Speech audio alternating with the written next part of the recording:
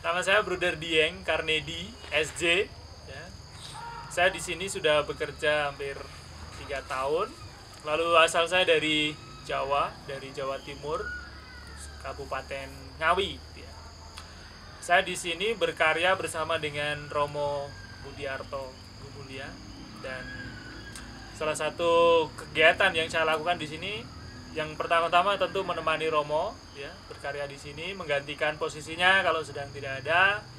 Lalu saya juga menjadi minister untuk rumah ini, menyediakan segala kebutuhan untuk di rumah ini. Dengan kata lain ya menjadi asisten Romo paroki di sini.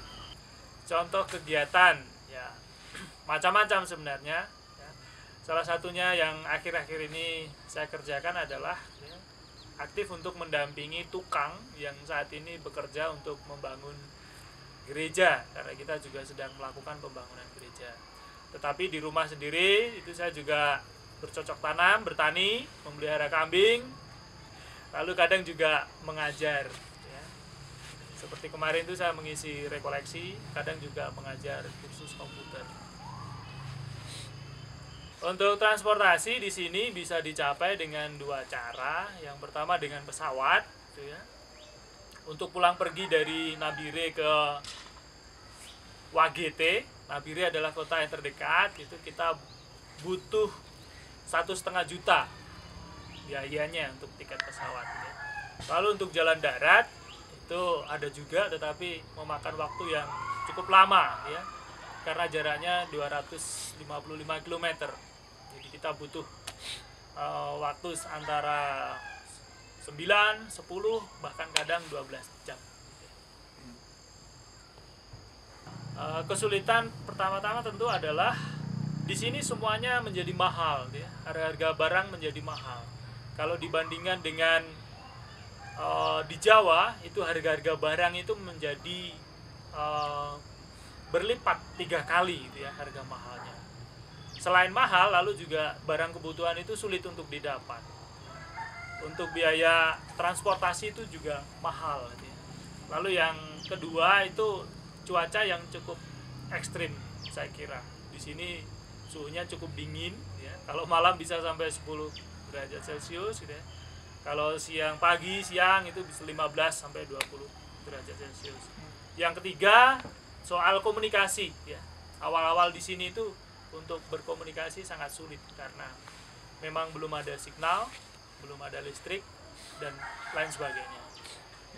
Ya, keadaan sekolah, saya kira di Papua itu hampir menyeluruh ya keadaannya, bahwa ada banyak sekolah-sekolah yang keadaannya memprihatinkan. Dalam arti, kadang ada sekolahnya, tetapi proses belajar mengajar itu tidak berjalan dengan baik, gitu ya, atau kurang baik berjalan, gitu ya. Sebagai contoh saja, di paroki ini ada 3 sekolah yang berdekatan, ada TK, ada SD, ada SMP, gitu ya. Tapi baru beberapa tahun terakhir ini sekolah-sekolah ini bisa berjalan dengan baik, gitu ya. Sebelumnya itu ya tidak ada kegiatan belajar mengajar itu, ya. Karena memang kekurangan tenaga guru, lalu juga sumber daya manusianya, gitu ya. Paroki Wagete sendiri mengelola 3 sekolah atau mendampingi 3 sekolah, TK, SD, dan SMP YPPK. Itu artinya sekolah-sekolah milik keuskupan.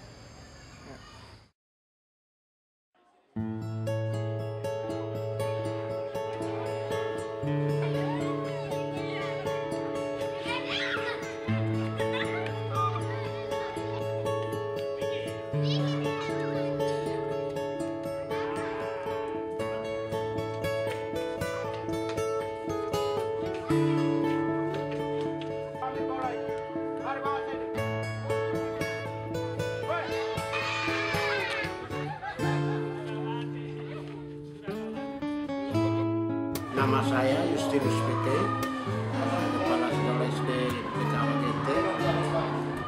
Jadi sekolah ini didirikan oleh misi yayasan dari Katolik.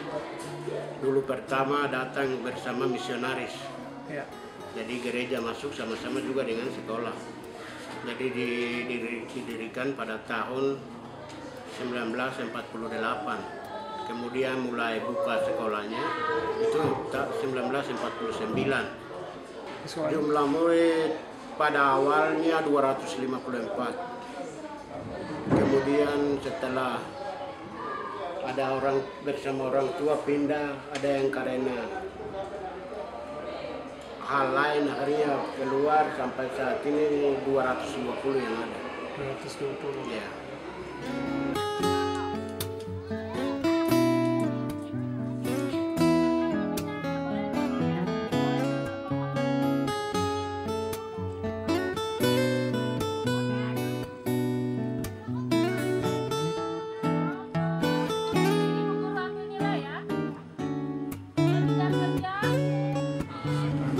Saya Elia Retno Widayanti, cukup dipanggil dengan Elia.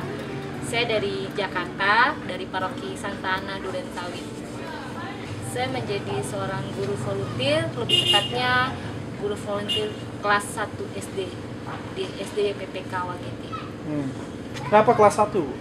Karena kebetulan basicnya itu dari kelas 1. Kalau misalnya saya kelas 1 saja mereka tidak bisa bahasa Indonesia, itu nanti untuk kelanjutannya itu akan sulit karena saya memang ditawarkan kelas 1, karena kelas 1 itu seharusnya memang di sini seharusnya yang pegang itu adalah guru pendatang, karena kebanyakan di sini guru-guru masih dalam mengajar itu kadang suka berbicara bahasa daerah di kelas gitu. Jadi mungkin dari pihak Romo dan Butuh menginginkan bahwa yang kelas 1 ini nanti mereka bisa bicara bahasa Indonesia dengan lancar, dan di sini mereka bisa punya keberanian, karena kalau dari kelas 1 saja mereka sudah tidak ada punya rasa percaya diri, tidak ini nanti ke kelas yang berikutnya itu akan sulit sekali.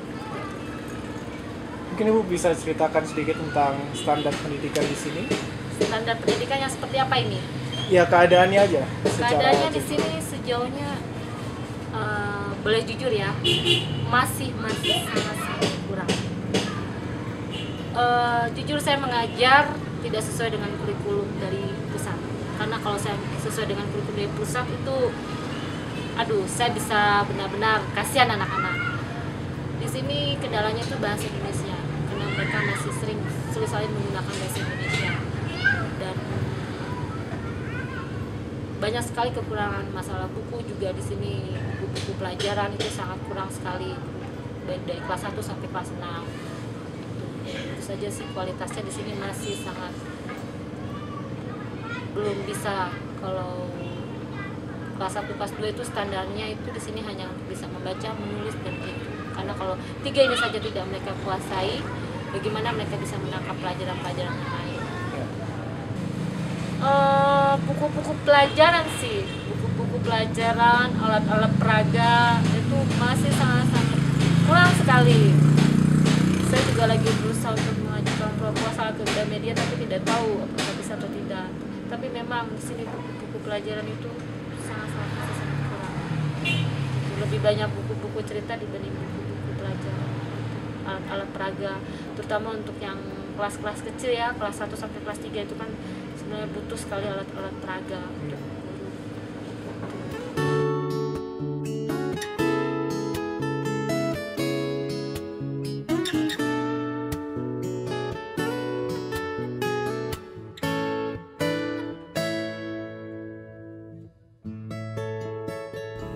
Nama saya Romo Clemens Budiarto SY. Jadi saya bekerja di Paroki Wagete ini ya. Ini adalah paroki pedalaman Papua dengan mayoritas penduduk asli Papua. Boleh dikatakan 99,9% penduduk asli Papua. Lalu harapan Romo sendiri ke depannya untuk Wagete gimana? Harapan saya untuk Wagete seperti impian ya. Impian yang masih belum bisa terwujud tapi ingin diwujudkan ya. Anak-anak Papua ini, generasi anak-anak Papua ini bisa sejajar dengan anak-anak di luar Papua, misalnya di Kalimantan atau di Sulawesi atau bahkan di Jawa atau di Sumatera, yang notabene pendidikan jauh lebih baik dibanding di sini. itu impian saya, anak-anak Papua bisa sejajar dengan anak-anak di luar Papua yang pendidikannya sudah maju. Itu impian saya, harapan saya. Misi saya untuk anak-anak justru ini, supaya mereka mendapat pendidikan yang layak, supaya mereka jangan mewarisi orang tuanya yang seperti itu lagi. Mereka supaya juga nantinya bisa bersaing dengan para pendatang. Itu pendidikan sangat perlu. Sangat perlu, karena apa? Kalau tidak, pendidikan tidak maju, mereka akan terus ditekan oleh pendatang. Jadi indigenous people, penduduk asli harus maju. Ya, kami butuh dukungan ya, dukungan minimal doa. Ya, doa untuk pendidikan di Papua supaya anak-anak Papua itu bisa maju ya. Nah, dukungan yang lain saya tidak tahu persis, tapi kami punya program, ada volunteer ya toh? Seperti Ibu Elia ini. Ini baru uji coba tahun ini.